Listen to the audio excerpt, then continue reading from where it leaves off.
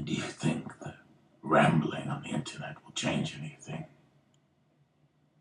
People seek the truth, no matter where they find it. This is Sean White with another video of where Christian movies got it wrong. In this video, we're going to talk about the movie Son of God.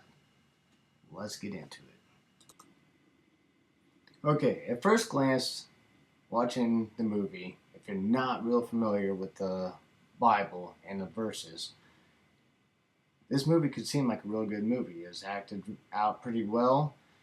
But the thing is, a lot of people have said in the comments below and on my other videos when asking me to do this movie, it says it seems like too much of a loving Jesus, just over the top, almost hippie-like. And that's absolutely right. I think what people are noticing is Jesus is lacking his authority, his righteousness. They got the love in there, but they don't have his authority. Jesus came with love, but he came with authoritative love. Let's take, for instance, Jesus asked Peter to go fishing. Okay, in the Bible, Jesus doesn't ask or beg anyone to do anything. When he gathered up his apostles, he asked Peter to come with him. He pretty much commands Peter and Andrew to follow him, and they immediately leave their boat and nets and obey Jesus. In the movie, Jesus pretty much begs Peter to give him an hour, and then he tells Peter, he says, Peter asks, what are we going to do? And Jesus says, we're going to change the world. Never did God need anyone to help him do anything. And he never said he was going to change the world. This was all thrown in there for Hollywood. I believe there's a lot of definitely Catholic basis in this movie. They focused on Peter. I said Andrew wasn't there. They didn't show him grabbing up the other four epistles, Peter, Andrew, James, John. They went right for Peter. All right, and we'll get into another later on why I think this is very much Catholic influenced and New Age influence. Okay. You also notice in the Lazarus scene. Yeah, Lazarus, in the scriptures, Jesus purposely delays going to Lazarus when he's told that Lazarus is sick. He pretty much stays where he is and he waits. Knowing, see, this is the thing, Jesus knows what's going to happen to Lazarus. He knows Lazarus is going to die. In the unbiblical movie, when he's told about Lazarus' death, he seems surprised. All right, so this is contradictory to what the Bible actually says. The actual scene where Jesus raises Lazarus in the movie, he goes inside the tomb. He kneels down and pretty much kisses Lazarus on the head and tells him to get up, and then he gets up. In the Bible, Jesus actually never goes inside. He stands outside the tomb, and they tells him to remove the tomb covering, and he basically says, Lazarus, come out. And Lazarus comes out, but he has a face is wrapped in cloth. His body's wrapped in linen strips, and he's been dead for like 4 days.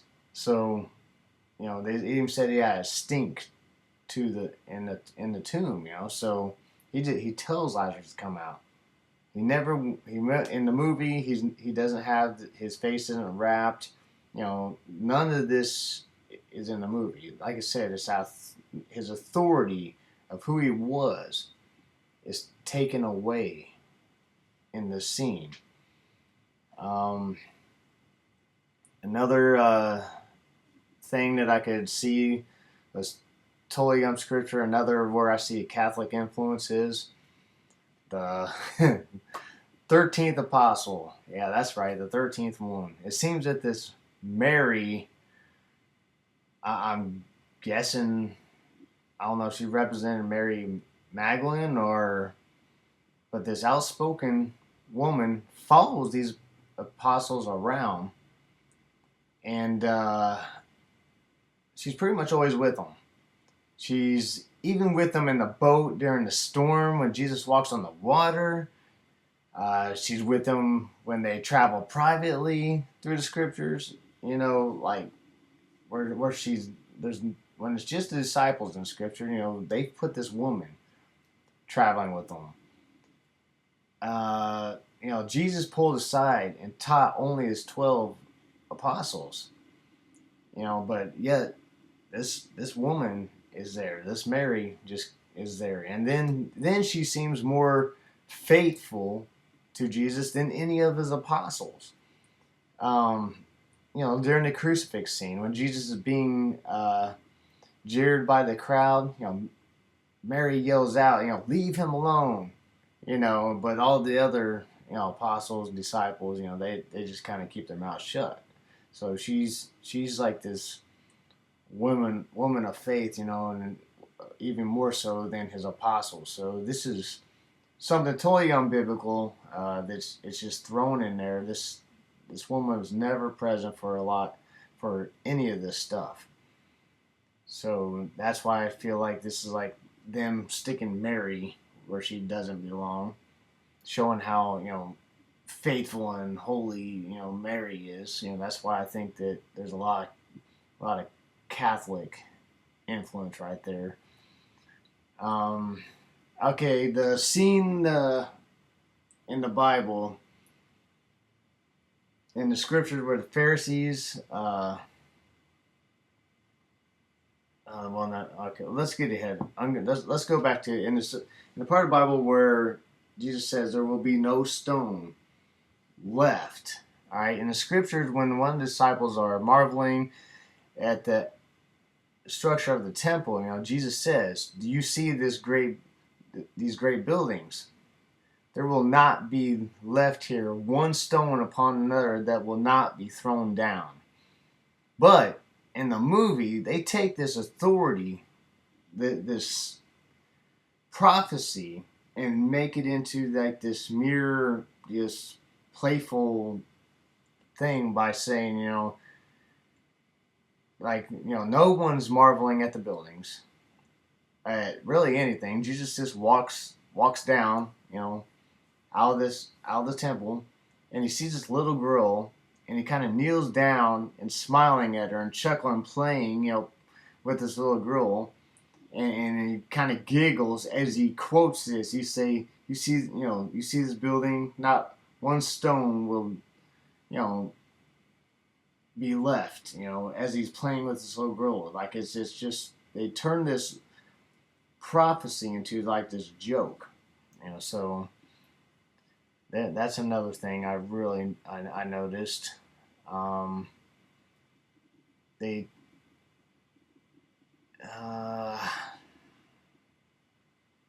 oh yeah, Judas. Judas is another thing here. In the scripture, Judas willingly betrays the Lord Jesus for 30 pieces of silver. All right.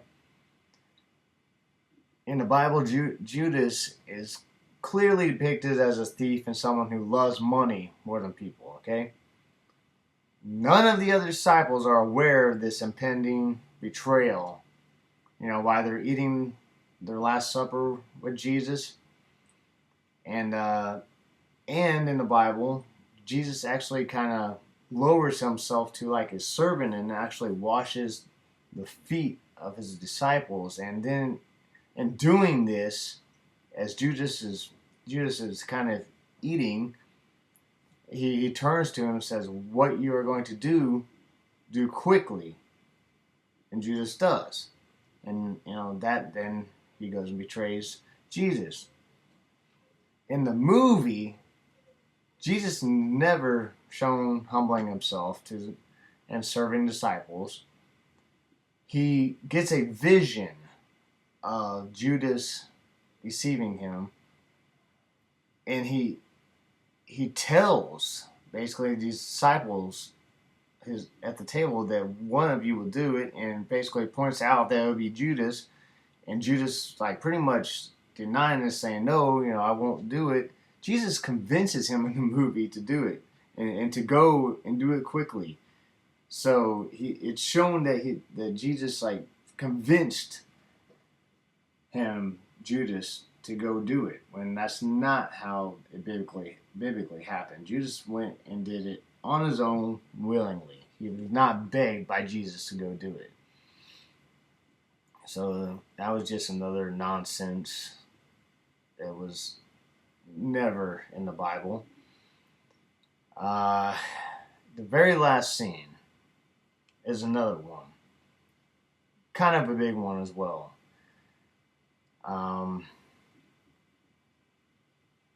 They're on John's narrating on the island, and Jesus shows up, and he says, I am the Alpha, I am the Omega. There will be no more death, pain, and crying. I am coming soon. And it's kind of this all around, this is how things are now. Because I died on the cross, there will be no more death, there's life. But that is not scripture, okay? They're taking that from Revelations 21:4.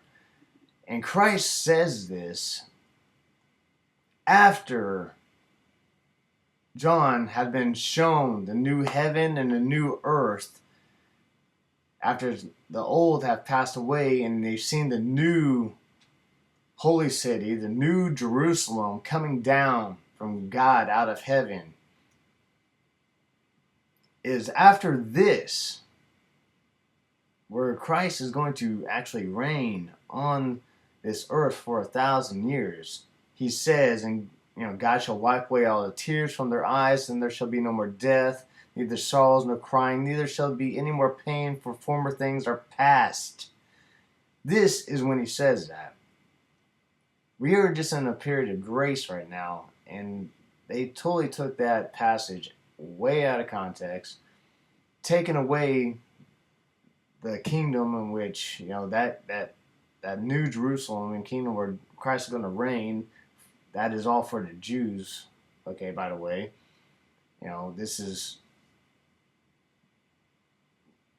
I'm not going to get into that, but this is well after the rapture and well after the tribulation time. So, but that last part is just taken way out of context, and that's not.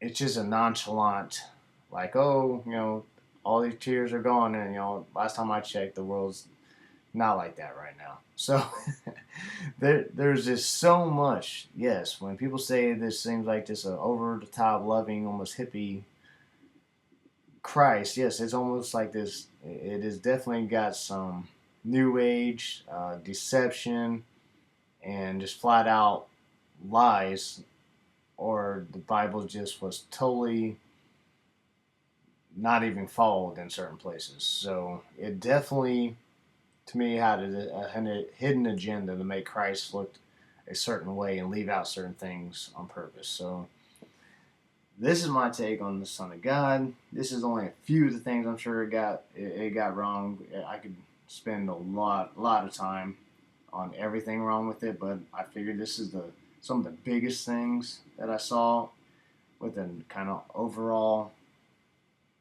hitting mostly every overall kind of narrowing it down the way they made Jesus look in this movie. So, so we conclude this for what they got wrong in the movies. This was on the Son of God. Any more suggestions? Go ahead and keep bringing them. I said I had to watch this one, and any movie I haven't seen, I will watch and give my take on it. Alright, this has been Sean Y. Thank you for watching. If you haven't, like and subscribe. Thank you, and God bless.